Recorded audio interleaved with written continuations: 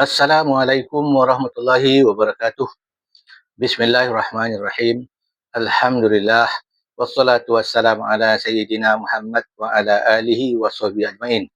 Rabbi shrah li sadri wa yassir li amri wa hlul 'uqdatam min lisani yafqahu qawli. Subhanaka la ilma lana illa ma 'allamtana innaka antal alimul hakim. Pertama-tama kali marilah kita bersyukur kehadrat Allah Subhanahu Wa Taala kerana dengan limpah kurnianya kita masih lagi hidup dalam lingkungan iman Islam dan ihsan. Dan sama-sama kita sentiasa bertaubat kepada Allah Taala akan segala dosa yang telah kita lakukan sama ada kita sedar ataupun tidak. Dan sama-sama kita sentiasa bermohon kepadanya supaya ia menetapkan kita di atas jalan yang lurus. Pada kali ini saya ingin membuat satu ulasan ringkas dengan bahasa yang mudah dalam masa yang singkat tentang tauhid rububiyah yang dipopularkan oleh Ibnu Taimiyah yang kemudian disambung viral oleh Syekh Muhammad bin Abdul Wahab. Baik. Ulasan saya ini tidak bertujuan sama sekali untuk mencela ataupun merendah-rendahkan ataupun meremeh-remehkan ataupun menghasut sesiapa sekalipun dengan apa-apa bentuk. Cuma saya ingin berkongsi pendapat yang mungkin bercanggah dengan apa yang diperkatakan oleh Ibnu Taimiyah. Apakah maksud tauhid rububiyah yang dipopularkan oleh Ibnu Taimiyah? Ya. Maksud tauhid rububiyah itu ialah meyakini bahawa Allah Ta'ala yang mencipta alam semesta, matahari, bulan dan lain-lain. Itu maksud tauhid rububiyah. Ya. Maknanya meyakini bahawa Allah Ta'ala itu pencipta segala makhluk, mencipta langit dan bumi dan barang di antaranya. Itulah maksud tauhid rububiyah menurut Ibnu Taimiyah. Jika kita tinjau daripada satu sudut, memang benar. Kita tidak boleh menafikan bahawa Allah Ta'ala adalah satu-satunya Tuhan. Satu-satunya pencipta segala makhluk. Pencipta langit dan bumi dan segala isinya. Kerana apa? Kerana telah sabit dalil daripada surah Al-Fatihah. Iaitu A'udzubillahi minasyaitonirrajim. Alhamdulillahi rabbil alamin. Ayat pertama surah Al-Fatihah mengatakan puji-puji bagi Allah, Tuhan sekalian alam. Ini Tuhan yang mencipta sekalian alam dan mentadbir sekalian alam. Tetapi Ibnu Taimiyah mengatakan orang kafir musyrikin juga bertauhid. Ya. Dikatakan kaum musyrikin jahiliyah bertauhid rububiyah.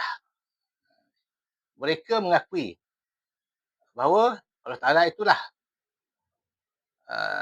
Tuhan, pencipta langit dan bumi. Ya. Dalilnya surah Al-Ankabut ayat 61 bermaksud, boleh cek dalam Quran. Jika engkau bertanya kepada mereka, siapakah yang menciptakan langit dan bumi serta menundukkan matahari dan bulan? Pasti mereka akan menjawab, Allah. Maka mengapa mereka tidak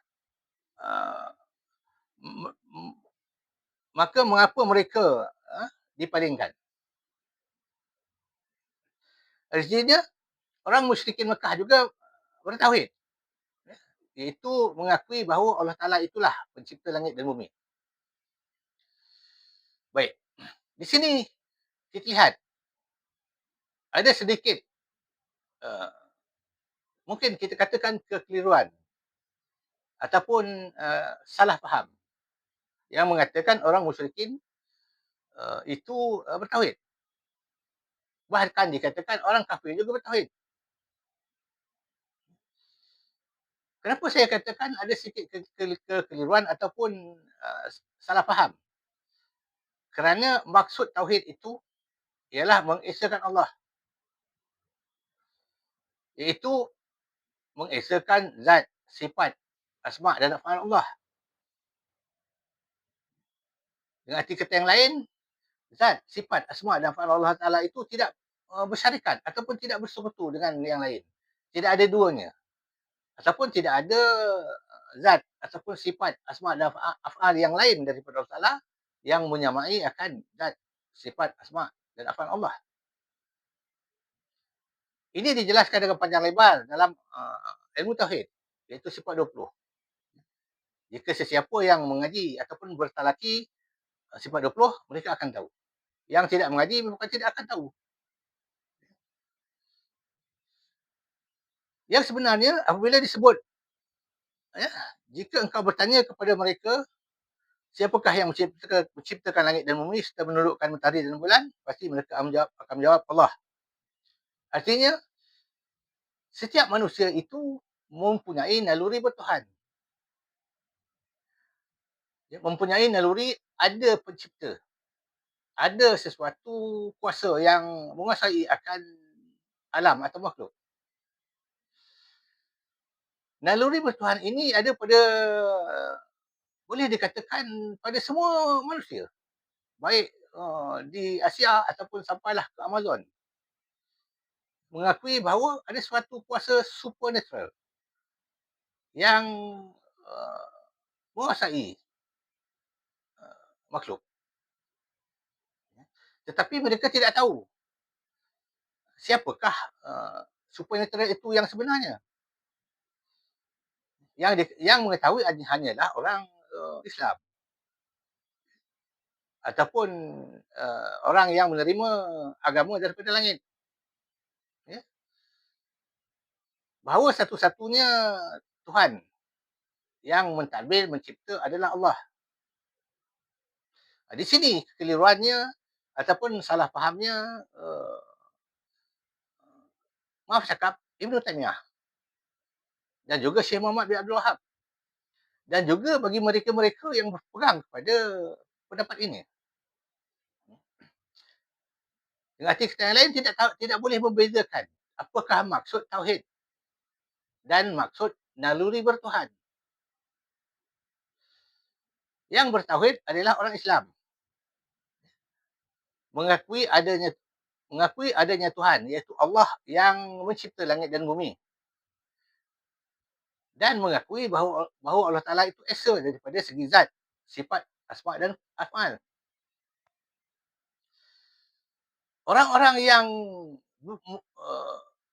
mempunyai naluri bertuhan, belum tentu dikatakan bertauhid.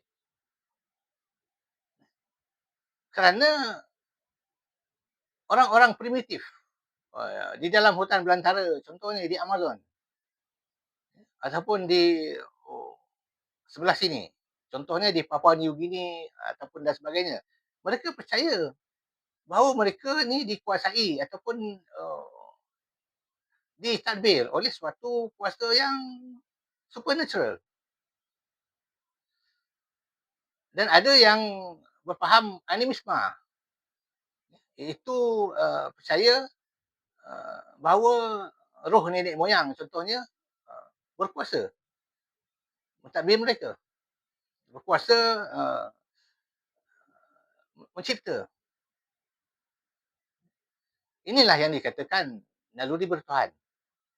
Tetapi tidak semestinya bertauhid. Maka tauhid rububiyah ini yang dibawa oleh Ibn Taymiyah, kemudian dipopularkan semula oleh Syekh Muhammad bin Abdul Wahab, diikuti oleh puak neo-salafi Malaysia. Mereka menolak ilmu sifat 20, tetapi meyakini tauhid 3. Tauhid rububiyah, uluhiyah dan asma wa sifat.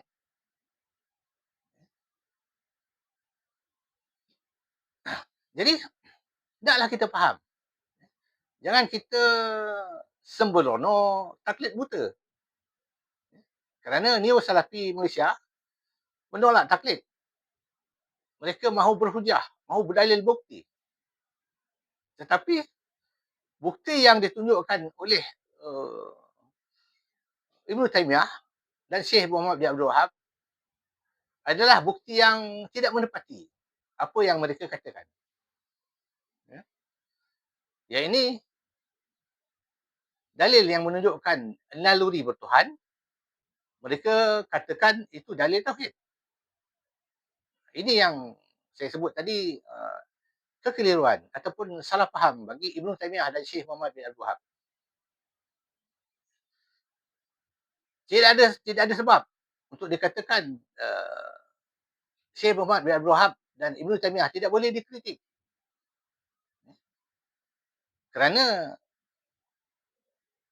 jika dikatakan saya orang yang lebih jauh daripada mencapai darjat kealiman Ibnu Taimiyah, tetapi Ibnu Taimiyah dibantah oleh begitu ramai ulama pada zamannya. Jadi tidak ada masalah. Cuma kita orang yang di zaman ini kena kritis dalam tauhid. Kerana jika kita salah dalam memahami tauhid, kita akan tercebur di dalam kesesatan ataupun kesalahan ataupun kekufuran. Jadi tidaklah difaham. Ya. Bertauhid maksudnya mengesakan Allah. Esa pada zat, sifat, asma dan af'al. Orang musyrikin tidak bertauhid. Ya. Disebut pun musyrik. Iaitu orang yang menyekutukan Allah. Jadi naklah kita faham. Ya. Supaya kita tetap berada di dalam landasan yang betul. Supaya kita selamat di dunia dan akhirat dalam iktikad. Jadi sekian dulu. Wabillahi taufiq wal hidayah. Assalamualaikum warahmatullahi taala wabarakatuh.